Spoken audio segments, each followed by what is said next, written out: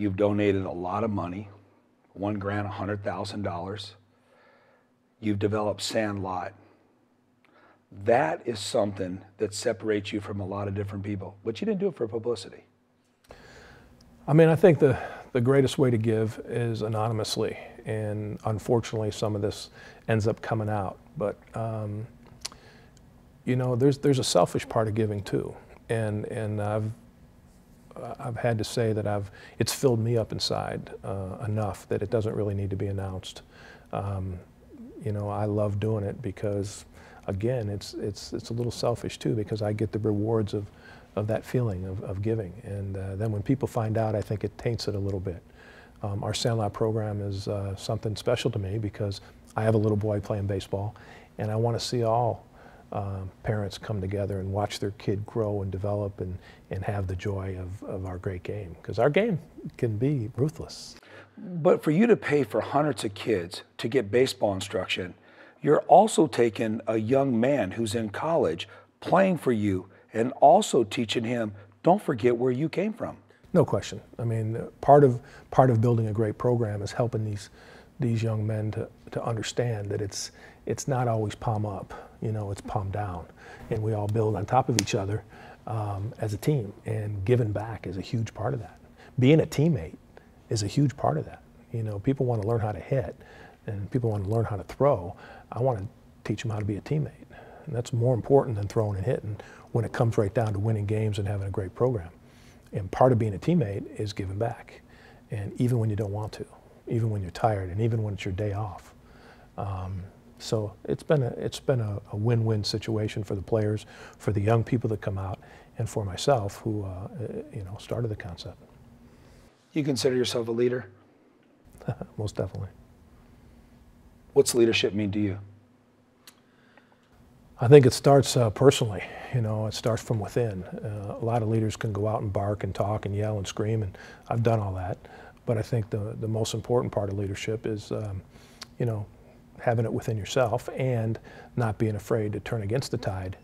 You know, it's one thing to lead the troops with the tide, but when you just sense something isn't right and you know it in your gut and your experience tells you it's not right, there's nothing wrong with going against the tide. And I think that's what a true leader does. I think the most difficult part for any man would be to be let go, open up the newspapers, see anything online, you would turn on the television, and it didn't really happen the way the public was seeing it or they were hearing it. One says that he mutually, and this was very agreeable, we're all friends, we're probably not going to go to dinner tonight, but we'll see each other somewhere down the road. It didn't happen like that. No, you know, all that, very painful, very painful. Especially a guy like you. You got a lot of pride. Yeah, yeah. I mean, you've never been afraid to say what you want to say. Exactly, and I've had to in this case for the future. You know, I've had to. And I thank you, first of all, for noticing the truth. It's starting to trickle out. And, you know, there's no sense blaming people. There's no sense being angry about it. You'd like the truth to get out. But the people that know, people that are involved, they know the truth. And, you know, they felt like they had to make this decision in order to save themselves. And that's pretty common in the world. I hope when I'm faced with that situation, I do the right thing.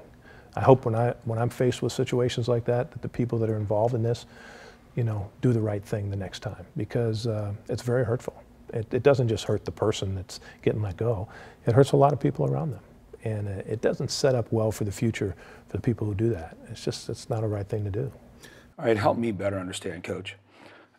If I understand right, in 2005 is when the NCAA came down on ASU, on the programs, as far as they get reprimanded, the school comes back and says, hey, this is never going to happen again. You don't have to worry about it.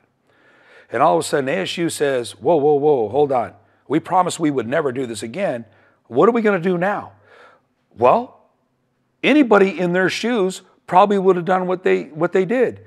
You're the scapegoat. But when you look at your record, over a 700% winning, you just don't find that. Like we said, 3 top 5 finishes in the last 5 years, 3 in a row Pac-10 championships, just let alone what you have done with these kids academically. Coach, people want that as much as anything because of how many kids are going to make it to professional baseball? How many percent? Not that many. Not that many. Best way to put it, because you can't put a percent on it because the percent doesn't go that low. So at least you're going to make sure when they go to ASU, they're going to get some type of education. Right. So why does somebody throw you under the bus? This is the part that I don't understand, because I believe, and I've been hearing this all around, not just in the state. I've had people say to me, you lived here since 1993. Would you send your kid to ASU? Well, why do you ask that question? Well, we don't really like what happened here. We saw what happened to that coach. As far as we're concerned, he has all the accolades. There's a lot of people that have accomplished, unlike what anybody else has ever thought. I know you want to win the championship, Coach. Right. But look at the overall, Coach. Right. You know, we've been close. You know, we've had a second and 2/3, and we've done some amazing things. But this isn't really about me. This whole thing was about them. And you feel good about that now? You honestly feel that you know it's not about you? Is that how you're able to move on and just look at the future? It is. It's definitely was about them and what they feel like they needed to do. And someone's got to get hurt in this deal. You know, someone's got to get hurt, and it happened to be me. And although I can't sit here and tell you that I wasn't devastated, I can't sit here and tell you that it still isn't difficult every day. Toughest thing in the world. People want to know, you know, are you really hurting? I'm really hurting. But, you know, the thing that keeps me going is I've got to be an exemplar for that little boy. And I have to pick myself up. I got 25, 30 years left to coach. And there's going to be a lot of great things. And I don't know that we'll ever win a national championship, but we've been darn close, and I have a lot to be proud of.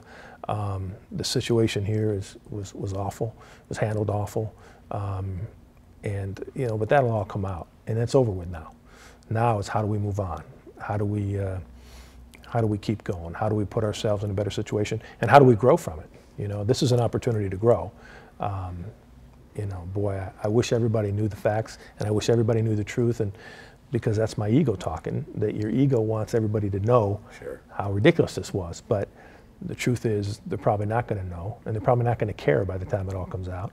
The bottom line is how do I grow from it and learn, and how do I continue in my career, whatever I choose to do, whether it's college or stay in professional baseball, whatever it is.